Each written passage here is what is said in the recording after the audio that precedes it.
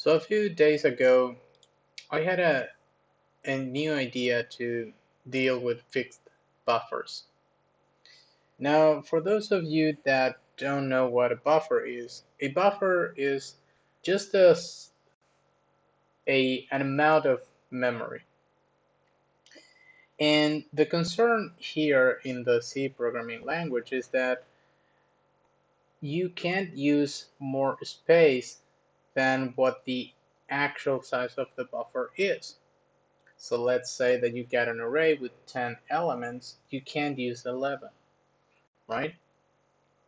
Now, a very common approach to deal with this is whenever you have to deal with a buffer, you have to ask for the pointer and then the size of the buffer itself.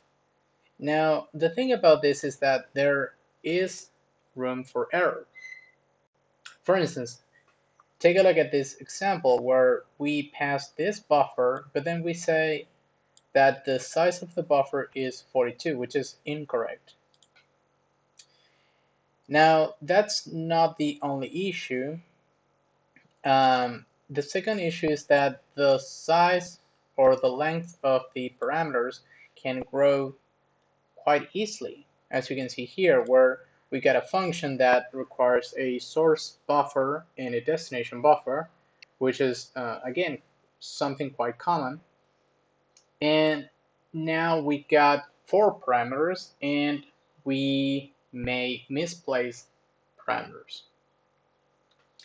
Now, going to the next approach, which is very similar. The only thing that we do is define a new struct containing those 2 parameters, right? Instead of using 2 parameters, we just pass a pointer to this struct, right? Now with this, we have taken care of the parameter list problem, but the thing is we still have room for error. Not only that, now we have to wrap everything in this buff struct, right? But it is a little bit better, right? Now, this is where the third approach comes in handy, and this is the one that I've been thinking about. So instead of having 2 parameters or the buffer struct, what if we define the actual buffer um, to be a struct, right? Like we got in this example, where we got a username, which is just in a space to hold the name of the user with a size of 32 bytes, right? And then assume that we got another struct called account. Instead of having a char name of 32, we instead got a struct property to the username. The cool thing about this is that like the struct buffer, we only got 1 parameter and there is no room for error, right? Because if you want to get the size of the buffer, you can just go ahead and say size of source buffer. And that's it. This is going to give us 32, which is correct. Again, I'm not sure about this approach. It looks pretty good. There's also this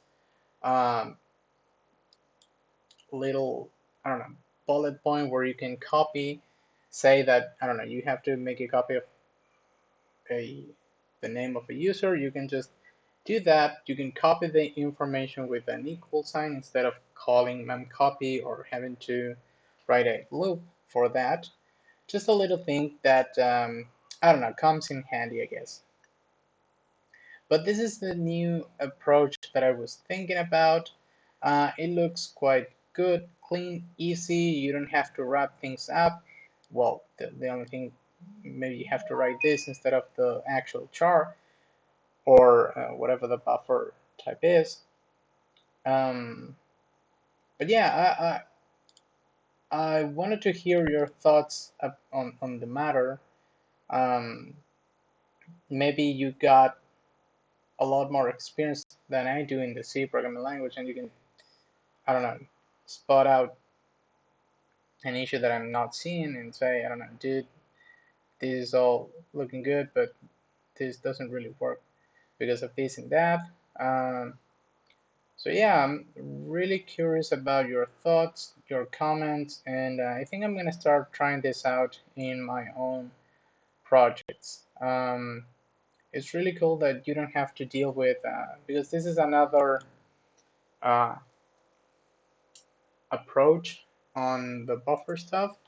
Um, you can have something like, I don't know, max username size, and then do that, right?